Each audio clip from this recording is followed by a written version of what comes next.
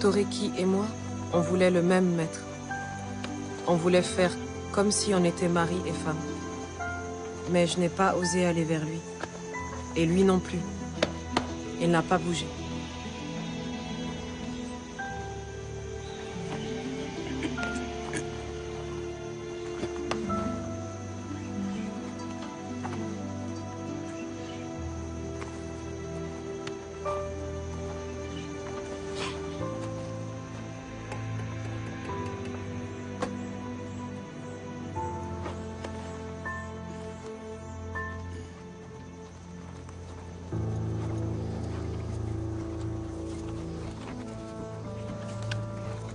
Est vendu 270 captifs, dont 136 répartis en 18 lots de 3 à 6 membres. 12 familles de 3 à 4 membres et 88 pièces d'Inde vendues à l'unité.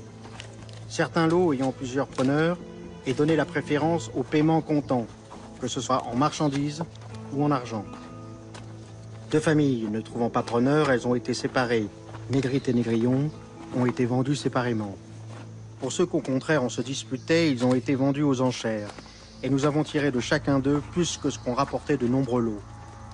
Regardez ces muscles. Voilà un mulet qui sera dur au travail. 180. 180 nous sommes. 200, monsieur, 200. 230. 230 nous sommes. 230. 300. 350. Allons, ne laissez pas passer pareille pièce. 950. Oui, monsieur. 1000. 1100, qui dit mieux? Personne? 1100, adjugé à monsieur Bonnefond. Nous avons maintenant une perruche exceptionnelle. Et nous allons là aussi commencer les enchères à 150. 180. 180 nous sommes. 220. 250. 280. 300. À 300 nous sommes. 300, 330. Regardez ces seins. Regardez ces seins. Ce ventre qui n'a pas été abîmé par la grossesse. Ces fesses dures et musclées. 350. 350 nous sommes. Nous avons 400 ici. 400 personnes ne couvrent l'enchère. 400 adjugés à monsieur Dessart. Nous avons maintenant une troisième pièce à nouveau exceptionnelle. Très bel achat, mon oncle. Regardez son torse. J'avoue, elle me faisait envie. Regardez ses épaules.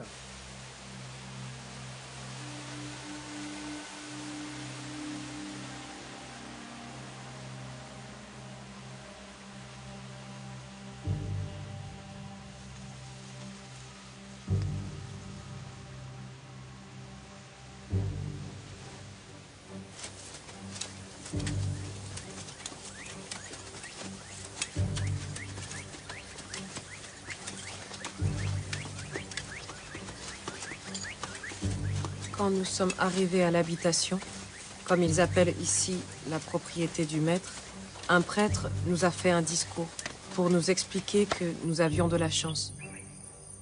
Grâce aux Blancs qui nous avaient amenés ici, nous allions entrer dans la communauté de Dieu et nos âmes seraient sauvées. Des dieux, nous en avions, mais il nous a expliqué qu'il n'y a qu'un seul Dieu et que si nous ne vivions pas dans l'amour de ce Dieu, nous brûlerions en enfer, jusqu'à la fin des temps. Je verserai sur vous une eau pure, et vous serez purifiés. De toutes vos idoles, de toutes vos souillures, je vous purifierai. Je vous donnerai un cœur nouveau. Je mettrai en vous un esprit nouveau. J'enlèverai votre cœur de pierre, et je vous donnerai un cœur de chair. Je mettrai en vous mon esprit. Alors, vous suivrez mes lois. Vous observerez mes commandements, et vous y serez fidèles. Avance. Ton nom est Sacriste. Et puis, on nous a donné un nouveau nom. Eulalie. Personne ne nous a demandé notre nom. Tu t'appelles Eusèbe. On a fait comme si nous n'en avions pas. On m'a juste dit, ton nom est Délie. Ton nom est Délie. Et de ce jour, on ne m'a plus jamais appelé autrement. Tu t'appelles Jean-Baptiste. J'ai appris plus tard que Toriki avait été appelé Saint-Jean.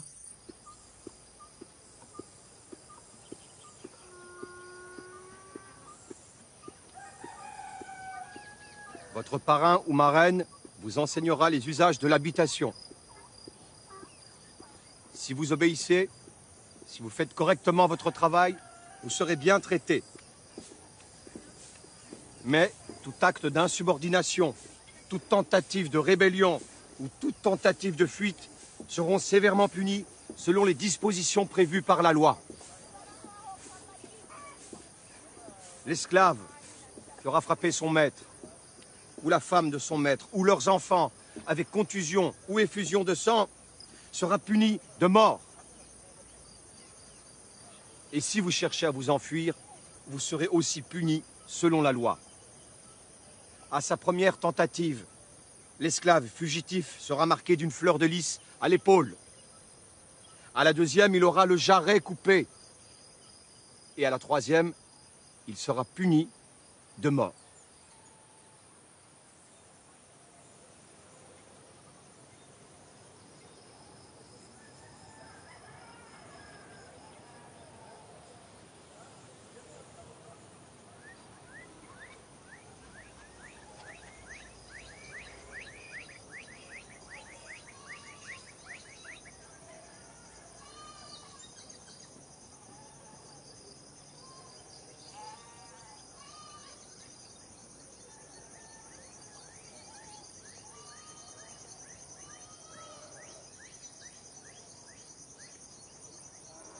Le commandeur sonne le réveil au lever du jour. Mais quand le jour est court, on se lève de nuit. Après, c'est la messe, comme ils disent. Une sorte de prière pour leur Dieu. Et après, on part au travail.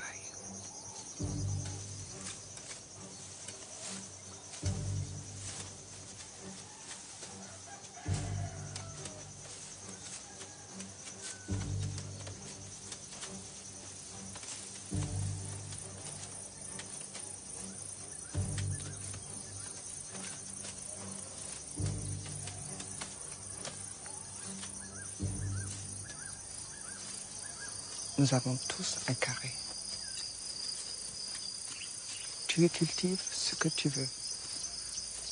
Et ce que tu récoltes t'appartient.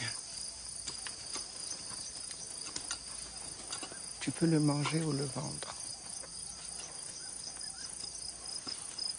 Mais tu peux venir dans ton carré que le samedi. Samedi jardin qu'ils appellent ça.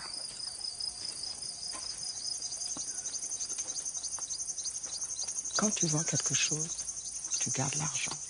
Il est à toi.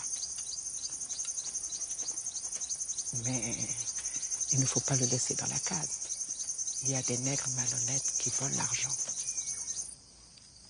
Il y a des femmes qui rachètent leur corps avec leur corps. mais des fois le maître. Mais pas ici, parce qu'il y a sa femme. Mais chez son neveu, c'était comme ça. Il prend une des nouvelles et la met dans son lit. Et des fois, quand la femme sait y faire, il tombe amoureux et lui donne sa liberté. Mais pas toujours, hein. Parce que le neveu du maître, il couche avec toutes les nouvelles, mais jamais leur donne la liberté.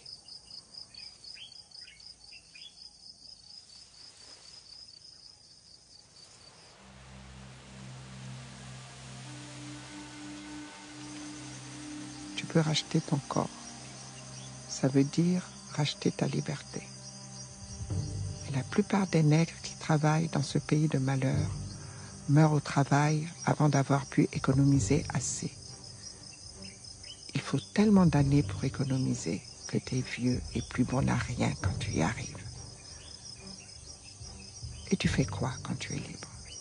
Tu traînes dans les rues sans travail, sans rien pour dormir ou manger. Tu en verras des libres quand tu iras en ville. Tu verras des pauvres nègres qui ne sont que des vieilles loques. Et les quelques-uns qui ont réussi à gagner de l'argent, c'est parce qu'ils ont tellement bien servi les Blancs qu'on leur a donné des primes. Mais ils sont devenus blancs dans leur tête.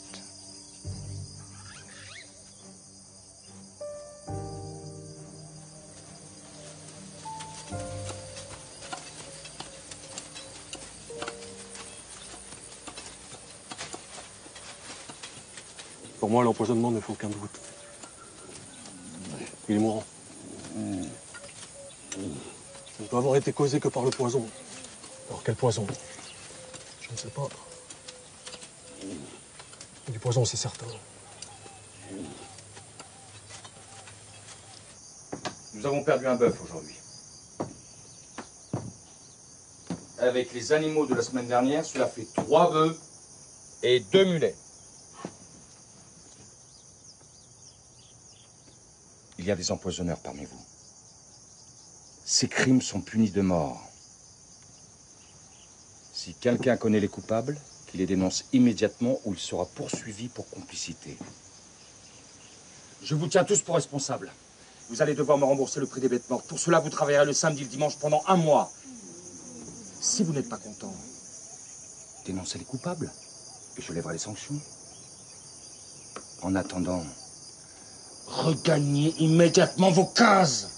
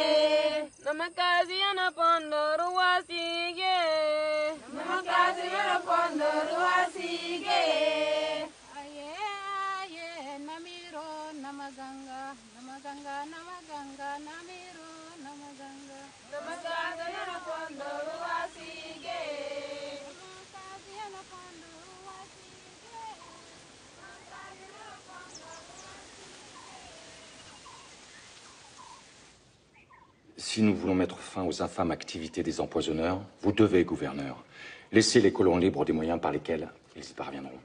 Je comprends votre inquiétude, monsieur Dessart, mais je ne peux permettre aux colons d'appliquer des sanctions extrêmes sans qu'il y ait de procédure judiciaire. Surtout pendant que ce jeune juge de métropole... Juston. Adolphe Juston. Surtout pendant que le juge Juston est dans notre île. La Cour prévôtale a rendu des dizaines de condamnations et a jugé encore des dizaines d'affaires. Nos prisons sont pleines. Je ne peux pas et ne veux pas faire plus. Sans le respect d'un minimum de procédure, combien de prétendus empoisonneurs seront exécutés sans que la preuve de leur culpabilité soit clairement établie? La preuve est sur le bureau. Le docteur Lapierre était formel. Ce foie est celui d'un animal empoisonné.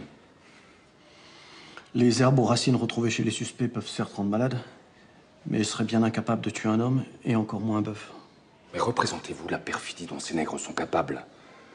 Ce sont les nègres les mieux traités qui empoisonnent. C'est même à se demander si les nègres libres ne sont pas les chefs du complot. Madame Delage a été empoisonnée par sa plus dévouée servante. Monsieur Delannoy a perdu tous ses bœufs. Et qui les a empoisonnés? Le nègre à qui il a appris à lire et à écrire et à qui il venait de permettre de racheter son corps. Cécile Tournon, elle, a été empoisonnée par celle qui a été sa nourrice, une mulâtresse. Cécile avait 19 ans, monsieur. Oui, 19 ans. Elle était promise au plus bel avenir. Monsieur de Sart, je vous le répète, la cour prévôtale fait son travail. Certes, c'est long, mais il n'y a pas d'autre moyen. La cour prévôtale ne sert à rien. Vous en faites pourtant partie. À vouloir singer la justice de la métropole, nous n'arriverons jamais à rien. Voyez Marie-Louise, chez Madame Lambert. Elle a fait appel de sa condamnation, a été transportée en France pour être entendue, et a été soutenue par toutes les vociférations des amis des nègres. Résultat, elle n'était condamnée qu'à une légère peine de prison.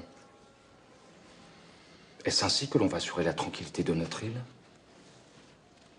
Non, il faut terroriser les nègres, par des jugements rapides, exemplaires, montrant la plus extrême fermeté.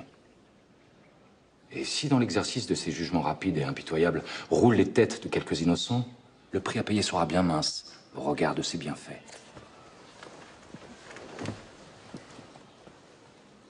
Messieurs,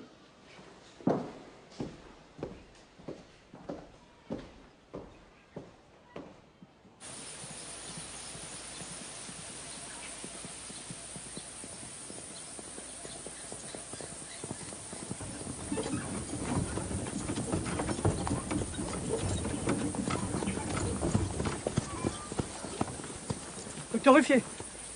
Ah, vous êtes ce jeune magistrat dont tout le monde parle? Adolphe Juston, oui.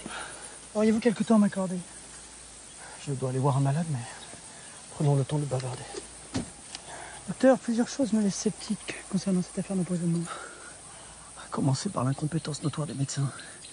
Les signes dans lesquels le docteur Lapierre veut voir la main d'empoisonneur évoquent plutôt pour moi une forme de choléra qui frapperait autant les hommes que les animaux. Il me semble que les colons ont de tels préjugés contre les Noirs qu'ils sont incapables d'imaginer autre chose qu'un plan visant à les détruire tous. La vérité est que depuis l'indépendance de Saint-Domingue, ils ont peur, de plus en plus peur. Les plantations n'ont cessé d'être agrandies. Il a fallu de plus en plus d'esclaves pour leur faire produire toujours plus de sucre. Et aujourd'hui, les esclaves sont en si grand nombre que s'ils venaient à se révolter, l'île pourrait être en un rien de temps mise à feu et à sang. Alors les colons ne dorment plus. Et leurs nuits sans sommeil ne font qu'accroître leurs angoisses. Très bien.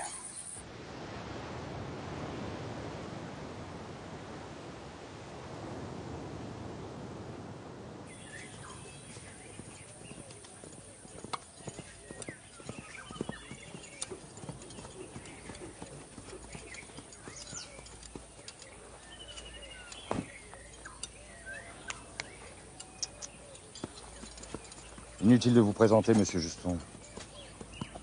On parle tellement de vous ici que je pensais bien vous voir arriver un jour. Sachez, monsieur de Sart, que l'on parle aussi beaucoup de vous.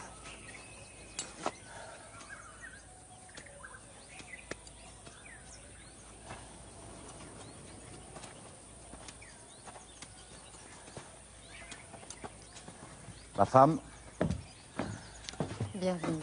Madame, les gens de France comme vous se font des idées parce qu'ils ne connaissent rien à la véritable situation dans les colonies. Vous venez d'arriver. Mais quand vous aurez passé quelque temps ici, vous nous comprendrez mieux. Et vous vous convaincrez de la nécessité de conserver l'ordre établi par le maintien de l'esclavage. Il n'y a pas de travailleurs qui veuillent venir de France. Et quand par hasard il y en a un, il ne résiste pas au climat de cet affreux pays. Seuls les nègres habitués à la chaleur des tropiques peuvent travailler ici. Mais la race de l'homme que nous avons accommodée est infernale et traître. Ce sont de véritables serpents. n'est-ce pas un peu excessif? Les nègres et les gens de couleur n'ont guère en vue qu'une chose, et qui fait frémir. La destruction des Blancs. Pierre. J'espère que nous trouverons à ma fille un bon parti, pour qu'elle puisse contribuer à accroître la race des honnêtes gens, tandis que nous travaillerons ici à diminuer celle des scélérats. Et c'est aussi ma mission, monsieur de Sart. Ce n'est que par les moyens les plus sévères, les exemples les plus marquants. Et en vérité, il faudrait inventer de nouveaux supplices pour faire périr les scélérats, que nous parviendrons à maintenir notre tranquillité pendant encore quelques années. Pourtant, il me semble que vous n'avez jamais été aussi prospère. Les colonies ne redeviendront jamais ce qu'elles ont été. Mais si le gouvernement veut la conservation des colonies et les protège un peu plus que par le passé, nous rétablirons notre fortune. Croyez que ce n'est pas rien d'avoir acheté chaque année 10, 15, 20 nègres pour remplacer ceux qui sont morts. Mais ils se donnent la mort avec une facilité déconcertante. Merci.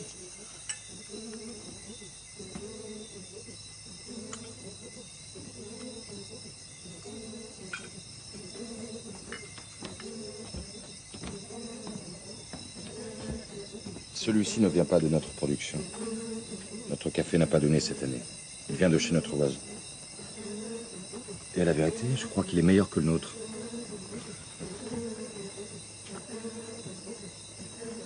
Quand la musique résonne comme ce soir, notre fille peine à s'endormir. Tu devrais peut-être aller la voir.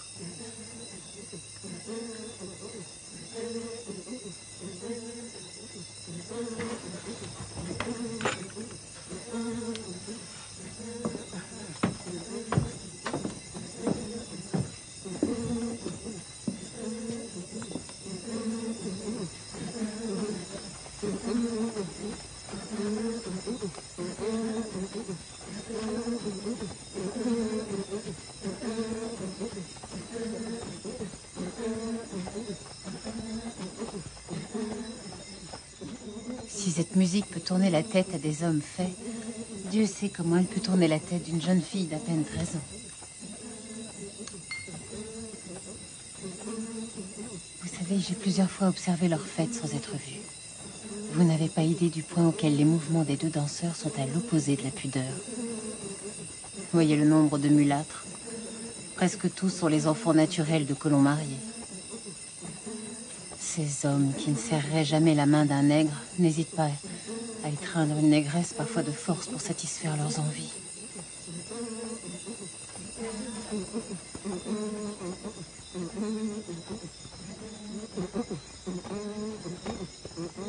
J'ai appris où se trouvait Toriki en posant des questions aux autres esclaves. Lui faisait la même chose. Il est venu me retrouver plusieurs fois la nuit, en partant tôt le matin pour être rentré à son habitation, chez le neveu de Dessart à l'heure du réveil. Ça a duré quelques semaines, mais un jour, après que 2 esclaves sont morts de ces soi-disant empoisonnements, Pierre Dessart a interdit que nous puissions recevoir des visites. C'est à ce moment-là que nous avons décidé de nous enfuir, de partir, marrant comme ils disent.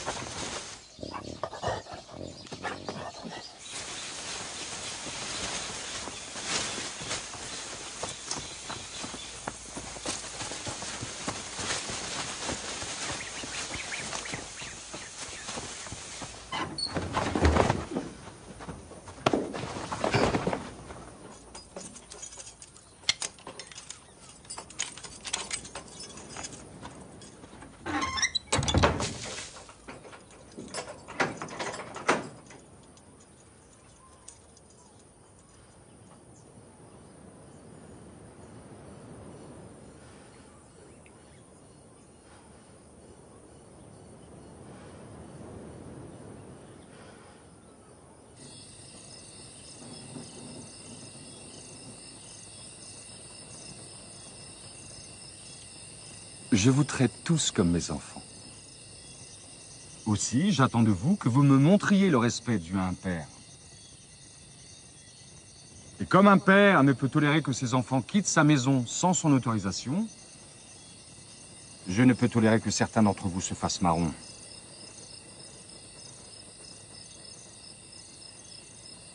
Vous connaissez tous les peines encourues en cas de fuite. Le gouvernement nous a demandé de ne plus appliquer les mutilations.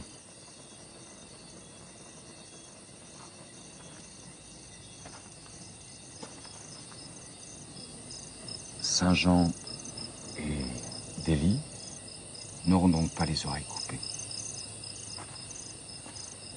Mais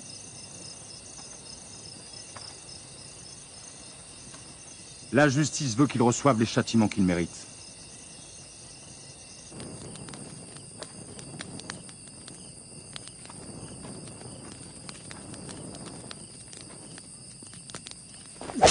3,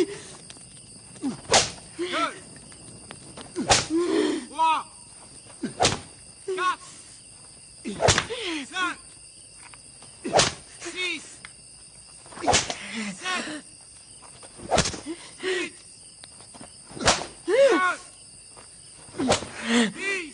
J'ai été remise au travail le lendemain. Mais pendant 30 jours, j'ai passé mes nuits au cachot. Les chevilles dans le carcan.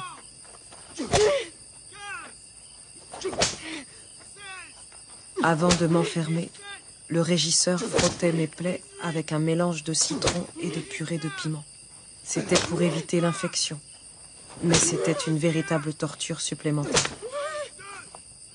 Et à ce moment-là, j'aurais préféré être emportée par la gangrène plutôt qu'avoir à subir ça. Toriki, lui, est resté 3 jours au piquet, sans manger ni boire. Après quoi, son maître, le neveu de Pierre Dessart, est venu le rechercher. Toriki ne pouvait même plus marcher. On a dû le mettre dans une carriole.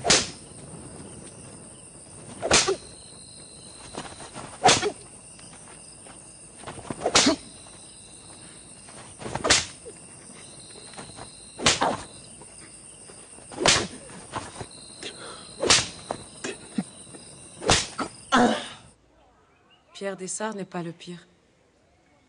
Vous savez, il est très dur. Punit cruellement ses esclaves quand ils pensent qu'ils ont commis une faute.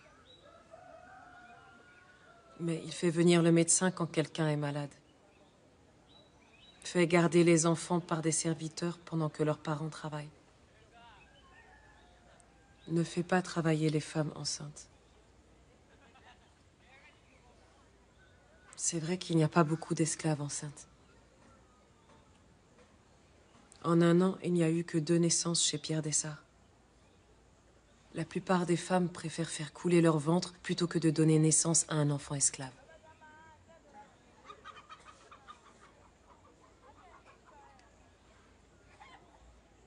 Le pire, c'est Bonnefond, le neveu de Pierre Dessart. Il n'est pas dur, mais cruel. Chez lui, les femmes travaillent jusqu'à ce qu'elles perdent les os. Et recommencent le lendemain dès qu'elles ont accouché. Toriki m'a raconté qu'il n'hésitait pas à fouetter même les enfants. Et il a battu des esclaves jusqu'à la mort.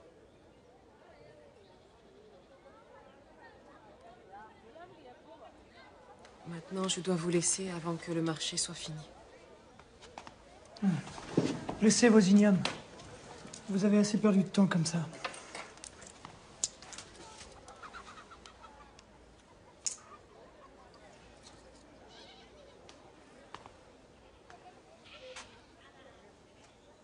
Vous savez, certains esclaves ont appris à lire. Maintenant, ils connaissent les lois. Un maître peut battre ses esclaves, mais il n'a pas le droit de les tuer. Un homme tel que Bonnefond ne mérite que la prison et pourtant il continue à sévir. Je n'ai pas pouvoir de police ici. Je ne peux qu'enquêter, mais je vous promets de le faire.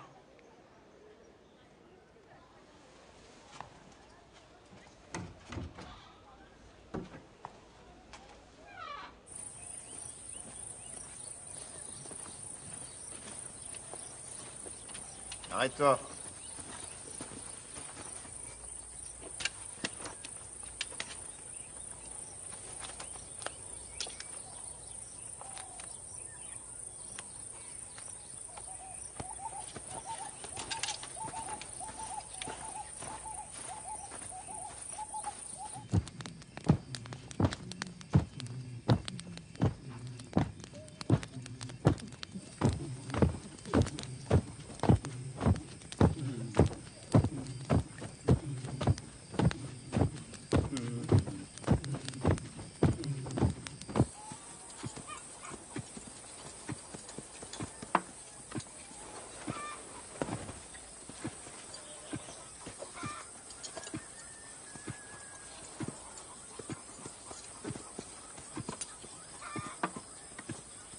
Vous pouvez visiter ce que vous voulez. Je m'en contrefiche. Je n'ai strictement rien à cacher. Personne n'a rien à cacher. Pourtant, chaque jour, le gouverneur reçoit des lettres pour que je sois expulsé par le prochain bateau. Par quoi voulez-vous commencer? Il vous plaira? Non. J'ai toujours été bien traité et bien nourri. Je travaille. Oui. Mais je peux me reposer quand j'en ai besoin. Vous n'avez jamais été frappé?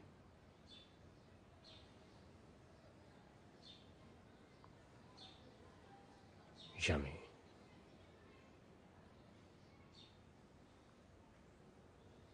D'autres esclaves sont-ils frappés?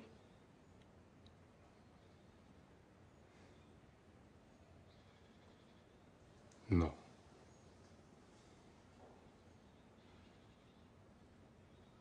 Avez-vous entendu dire que des esclaves étaient punis du fouet ou du carcan?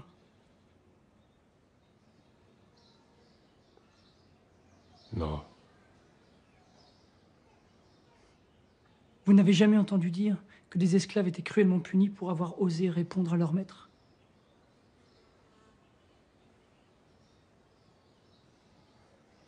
Non, jamais.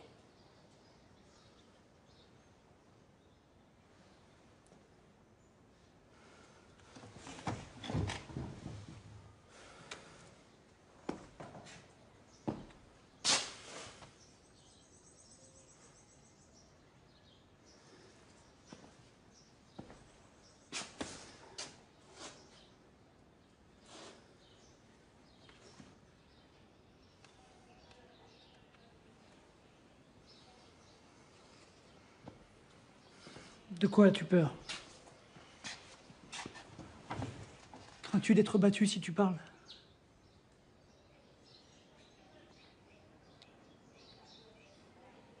Tu cherches des preuves de mauvais traitement.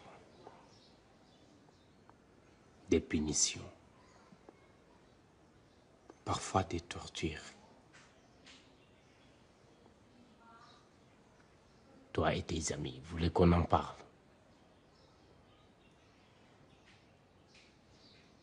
Là-bas dans ton pays, tu espères soulever le cœur des habitants de ces lointaines contrées?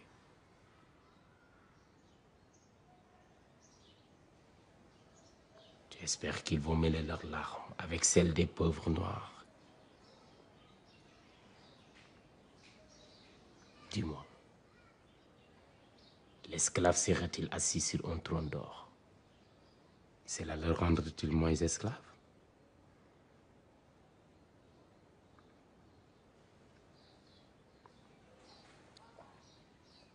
Cela le rendrait-il moins la propriété de notre homme?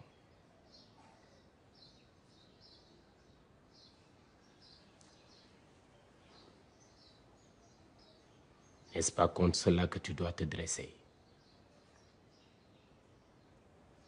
Contre le droit d'un homme à posséder un autre homme.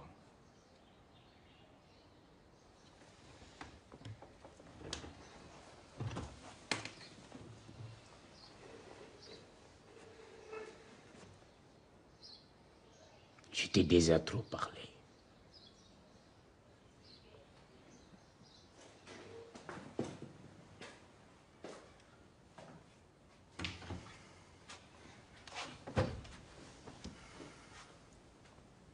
J'ai vu un planteur employer un coffre de fer, y enfermer la triste victime de son despotisme et le faire placer assez près du feu pour lui causer une douleur très vive.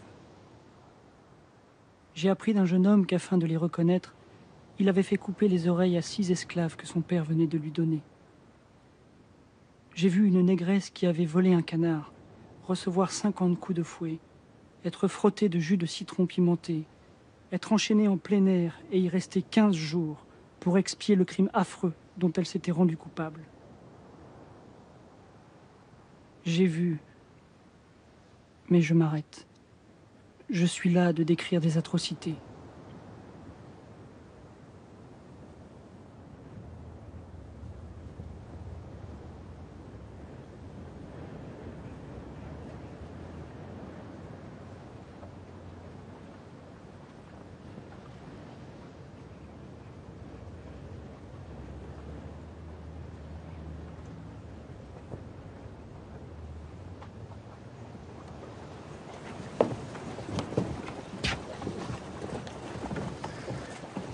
serez en France, faites très attention à ce que votre servante n'écrive que sous votre surveillance. Ces coquins utilisent toutes les ruses possibles pour faire parvenir ici des textes avec lesquels ils pervertissent les nègres en leur parlant d'égalité et de liberté. Certains vont même jusqu'à faire passer aux colonies des textes exigeant l'abolition de l'esclavage.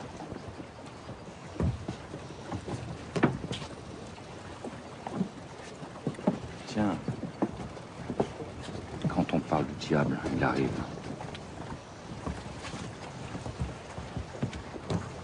Il est heureux qu'on se soit enfin décidé à l'expulser.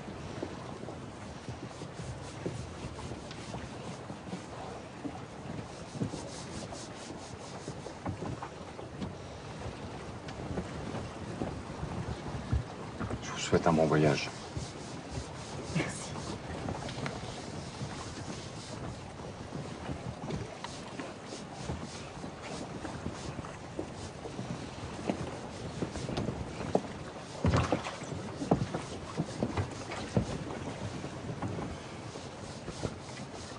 Tu n'as plus rien à craindre.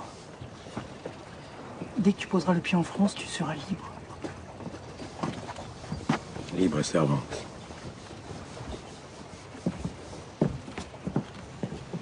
Arrête d'avoir peur. Tu vas aller en France. Tu es libre, libre. Tu peux t'occuper d'elle?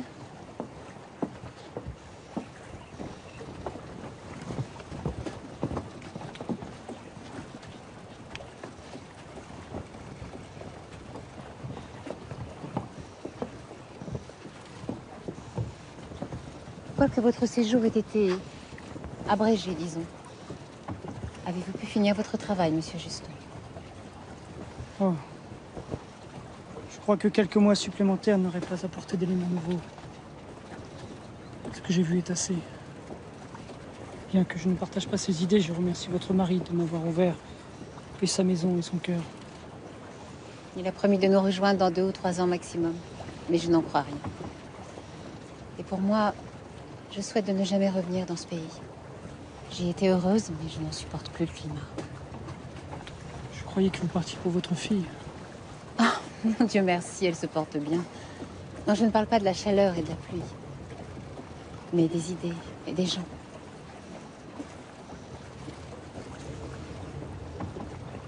Il n'y en a que pour l'argent. L'argent, toujours l'argent. Tous les moyens sont bons pour accroître sa fortune. Il s'est établi dans cette colonie une épouvantable hiérarchie qui dicte tous les rapports entre les hommes. Ceux qui ont de l'argent méprisent les colons qui n'en ont pas. Les blancs méprisent les noirs et les mulâtres jalousent les blancs et méprisent les nègres. Il n'y a guère que ce monsieur Bicêtre à qui l'on fait un mauvais procès, qui, quoique mulâtre, a défendu les nègres.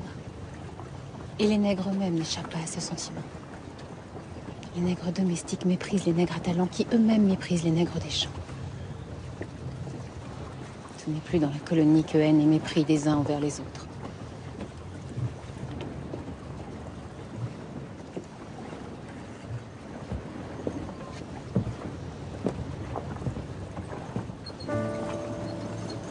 Sucre brut ou raffiné, café, cacao, indigo, coton, poivre, alcool de canne, madrier d'acajou.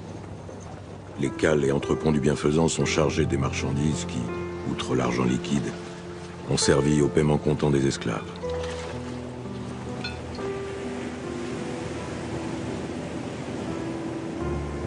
Déduction faite des frais de mise hors du bienfaisant, armement, salaire de l'équipage, marchandises de traite, assurance, remise en état du navire. Le bénéfice à attendre de cette campagne de traite est 4 fois plus élevé que ce qu'aurait rapporté tout autre investissement.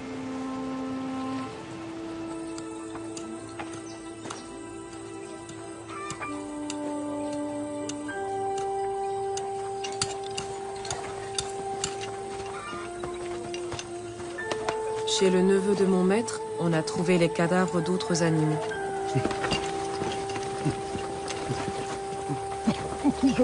Le maître de Toriki, Bonnefond, l'a accusé d'empoisonnement ainsi que 2 autres esclaves, Eusèbe et Solitude, qui attendaient un enfant. Ma marraine savait que Bonnefond voulait punir sévèrement Toriki. parce qu'il a osé parler à ce magistrat qui vient de quitter l'île. Les juges les ont condamnés à mort tous les trois, mais ils ont attendu que la femme Solitude accouche avant de la faire pendre.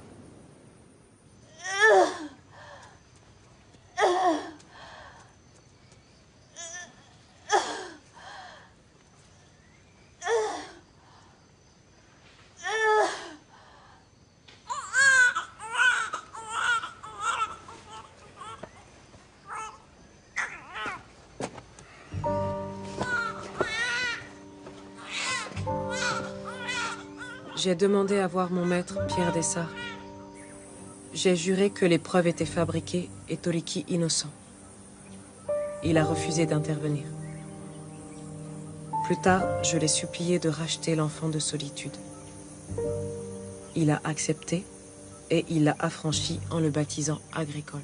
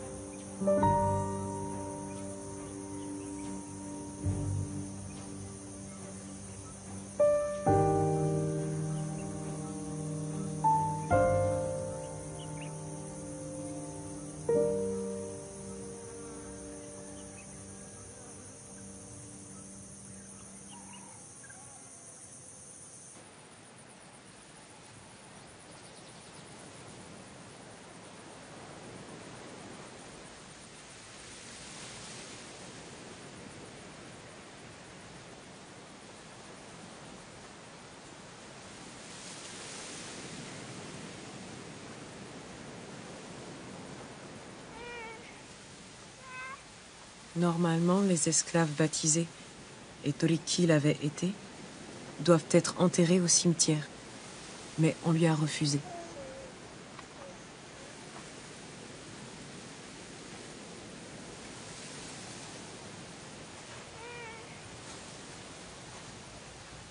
Je l'ai cherché longtemps. Je ne l'ai jamais retrouvé.